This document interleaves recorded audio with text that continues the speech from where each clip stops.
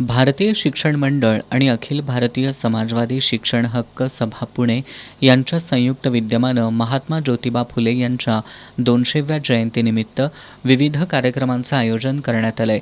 या अनुषंगानं कोरगावकर हायस्कूल इथं सोमवारी महात्मा फुले यांच्या विचारांची काल सापेक्षता या विषयावर कार्यशाळा पार पडली। या कार्यक्रमाच्या अध्यक्षस्थानी अखिल भारतीय शिक्षण हक्क सभेचे अध्यक्ष प्राध्यापक रमेश पाटील आणि प्रमुख वक्ते म्हणून ज्येष्ठ विचारवंत आणि अखिल भारतीय समाजवादी शिक्षण हक्क सभेचे कार्याध्यक्ष प्राध्यापक डॉक्टर शरद जावडेकर उपस्थित होते। प्रमुख वक्ते म्हणून मार्गदर्शन करताना डॉक्टर शरद जावडेकर यांनी महात्मा फुले हे केवळ शिक्षणतज्ज्ञ नव्हते, तर ते अर्थशास्त्रज्ञ, कृषीतज्ज्ञ आणि सामाजिक नाटककार होते। गौतम बुद्धांनंतर तार्किक विचार मांडणारे ते भारताचे द्रष्टे चिकित्सक होते। महात्मा फुलेंचे विचार हे सत्यशोधकी आणि क्रांतिकारी होते। सध्या राज्यातीलच नाही तर देशातील वातावरणही उलट्या दिशेनं चाललंय। या वातावरणाला महात्मा फुले यांचे विचार सरळ करतील असं प्रतिपादन डॉक्टर शरद जावडेकर यांनी केलं।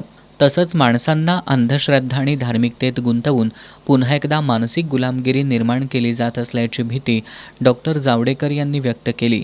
ज्योतिष, कर्मकांड आणि धर्मपरंपरांच्या गदारोळातून बाहेर पडण्यासाठी फुलेंच्या विचारांची गरज असल्याचं त्यांनी म्हटलंय।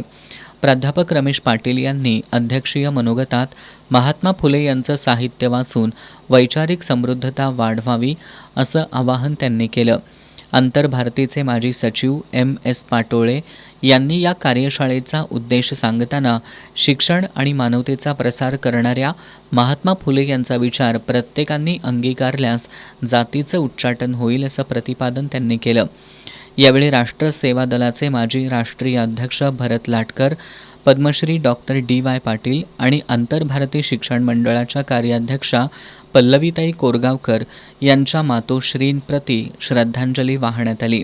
या प्रसंगी संचालक हसन देसाई, प्राथमिक विभागाच्या सचिव संध्या वाणी, नेहा कानकेकर, राष्ट्र सेवा दल संघटक हणमंत देसाई, उर्मिला पोवार, मुख्याध्यापक संजय सौंदलगे, सुरेखा पोवार, रणधीर मिरजकर, रंगराव कांदळकर, मारुती शिणगारे, तृप्ती रावराणे, राजाराम संकपाळ यासह कौलव, कंथेवाडी, निगवे खालसा गावातील आंतरभारती विचारप्रेमी तसंच सर्व शाखातील शिक्षक उपस्थित होते।